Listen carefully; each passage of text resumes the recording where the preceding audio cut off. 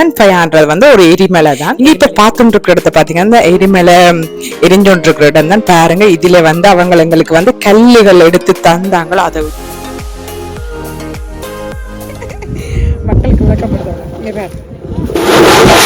எங்களுக்கு ரிஸ்க் எடுக்கிற ரஸ்க் சாப்பிட்ற மாதிரி எரிமலைக்கு மேலே இப்ப நிற்கிற மக்களே இங்க பாருங்க. இதெல்லாம் எரிமலை.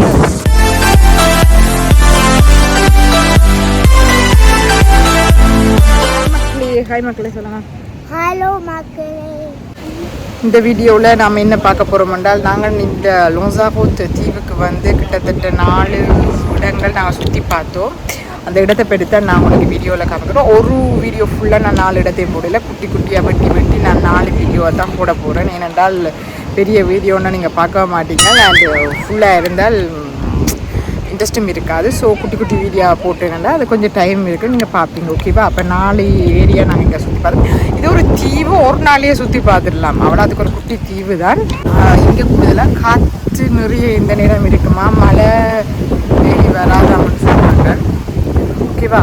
இப்போ நாங்கள் பார்த்த இடங்கள் எதுன்னு பார்த்தீங்கன்னா, முதலாவது வந்து இந்த எரிமலை வெடிச்ச இடம். அந்த இடத்தை நீங்கள் பாருங்கள்.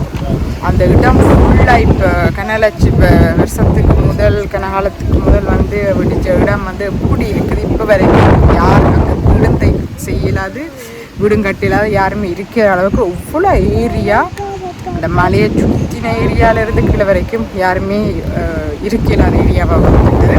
இப்போ வாங்க வீடியோக்குள்ளே போகலாம். இப்ப நாங்கள் இந்த தீவுல பார்க்க போற இடம் எதுன்னு பாத்தீங்கன்னா பாக் டு திமன் ஃபயாண்டு. இங்க நாங்கள் ஒரு இடத்தை சுற்றி பார்க்க போறோம், இல்லாட்டி எக்ஸ்கர்ஷன் செய்ய போறோம் என்றால் காசு தான் பிரிம்பா. ஏஜென்ட்ஸ் கூட போகலாம், இல்லாட்டி தனியாக நாங்கள் கார் எடுத்து சுத்தி பார்க்கலாம், டாக்ஸி எடுத்தும் சுத்தி பார்க்கலாம். பட் நாங்கள் ஏஜென்ட்ஸ் கூட போனபடியே அவங்களோடய போவோம்ட்டு அவங்க பஸ் எல்லாம் அரேஞ்ச் பண்ணி எங்களை கூட்டிட்டு போயிட்டு ஒரு பிரெஞ்சு கைடு எல்லாம் வச்சு விளங்கப்படுத்தி கூட்டிட்டு வருவாங்க. ஒரு ஆட்களுக்கு 4-5 இடத்தை நாங்க பார்த்தபடியா ஒரு ஆளுக்கு 100 யூரோ வந்துச்சுது. அண்ட் நாங்கள் இப்ப பார்க்க போற இடம் பக்து திமன் ஃபயாண்டு. இந்த திமன் ஃபயான்றது வந்து ஒரு எரிமலை தான், எரிமலையோட பேரு தான். இந்த தீவு பாத்தீங்கன்னா நிறைய எரிமலை இருக்கிற தீவுகள் தான். இங்க இருக்கிற எரிமலைகள் வந்து சிலதுகள் வந்து உறங்கி கொண்டிருக்கிறன்னு சொல்றாங்க, சிலதுகள் வந்து வேலை செய்யாம இருக்கிறன்னு சொல்றாங்க. ஆனா ஒரே ஒரு எரிமலை தான், அதாவது இந்த திமன் ஃபயாண்ட் எரிமலை தான் இப்போதைக்கு வந்து எரிஞ்சொண்டி இருக்கின்றது. அந்த எரிமலையத்தான் நாங்க இப்ப பார்க்க போய் கொண்டிருக்கிறோம்.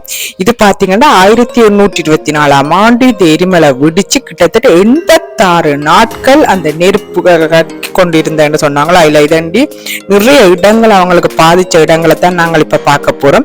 இங்க இப்ப பார்த்துட்டு இருக்கிற இடத்த பாத்தீங்கன்னா இந்த எரிமலை எரிஞ்சோன்று இருக்கிற இடம் தான் பாருங்க. இதுல வந்து அவங்க எங்களுக்கு வந்து கல்லுகள் எடுத்து தந்தாங்களோ, அதை எடுத்த உடனே பாத்தீங்கன்னா கையில தந்த உடனே அப்படியே சுட வலிக்கிட்டது.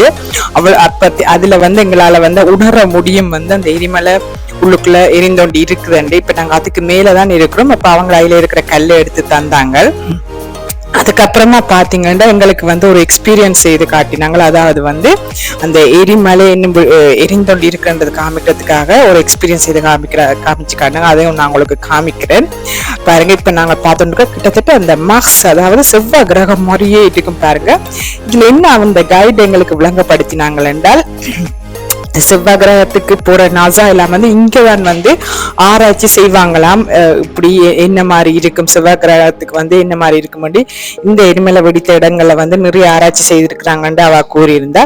இங்க பாருங்க, இது வந்து எரிமலை எரிந்தோண்டு இருக்கிற இடத்துல வந்து இப்ப அவங்க அந்த வக்கலை போடுவாங்க பாருங்க. எப்படி நெருப்பு வருமென்று பாருங்க.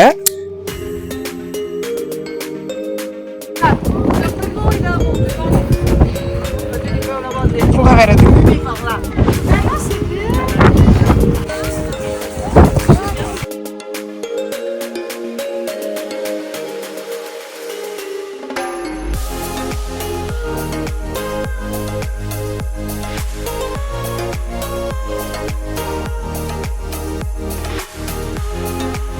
மக்களே, எரிமலையில இருந்து நெருப்பெருகுது பாருங்க மக்களே. பாருங்க மக்களே, செவ்வாய் கிரகத்துல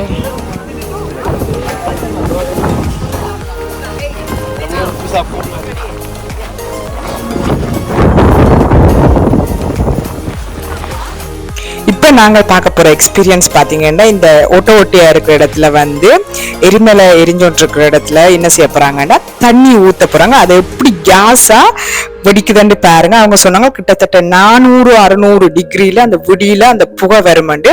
அந்த எக்ஸ்பீரியன்ஸா நீங்க இப்ப பார்க்க போறீங்க. அதுக்குள்ள தண்ணி விடுறாரு. அதுக்குள்ள இருந்து 400 டிகிரில தண்ணி வெளியில வரும். புகை தண்ணியா என்னது உனக்கு விளங்கிட்டு மக்களுக்கு விளக்கப்படுது.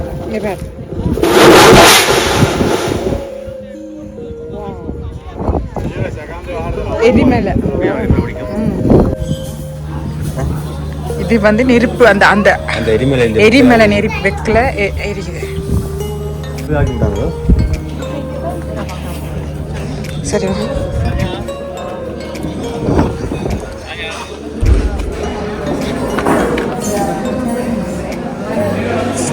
மக்களே செவ்வாய் கிரகத்தை பாருங்க.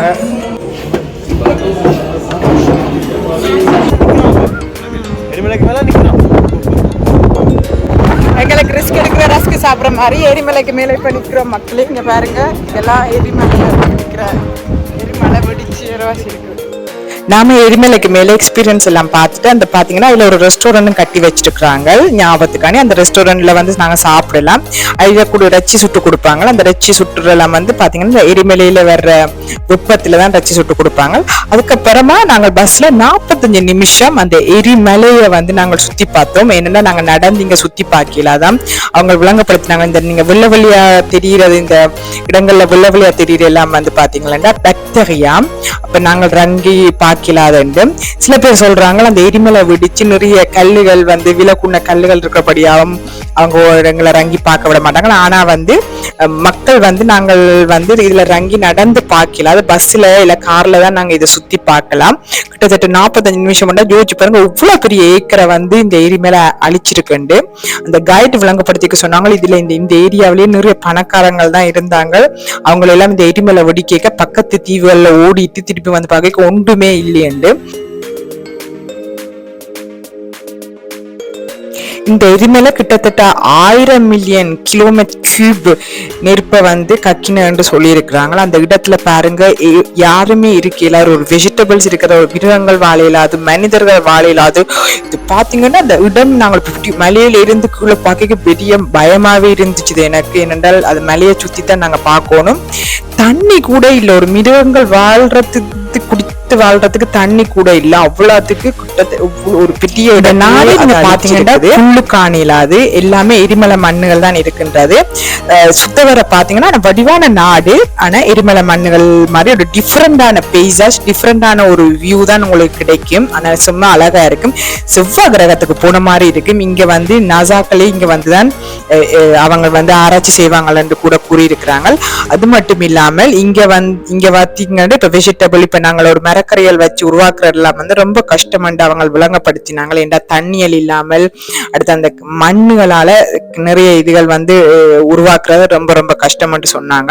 இந்த எக்ஸ்பீரியன்ஸ் உண்மையாவே ரொம்ப நல்லா இருந்துச்சு பாக்குறதுக்கு. ஒரு பக்கம் பயமா இருந்தாலும் எரிமலைக்கு மேலே இருக்கிறோம், அதுவும் மலைக்கு மேல எந்த சேஃப்டியும் இல்லாம. ஆனா அந்த பஸ் கண்டக்டர் உண்மையாவே வடிவா எங்களை வந்து கூட்டி வந்து விட்டாரு. ஆனாலும் கொஞ்சம் பயமா இருந்தாலும் ஆனா இந்த வியூ டிஃப்ரெண்டான ஒரு எக்ஸ்பீரியன்ஸ் வந்து ரொம்ப ரொம்ப நல்லா இருந்துச்சு.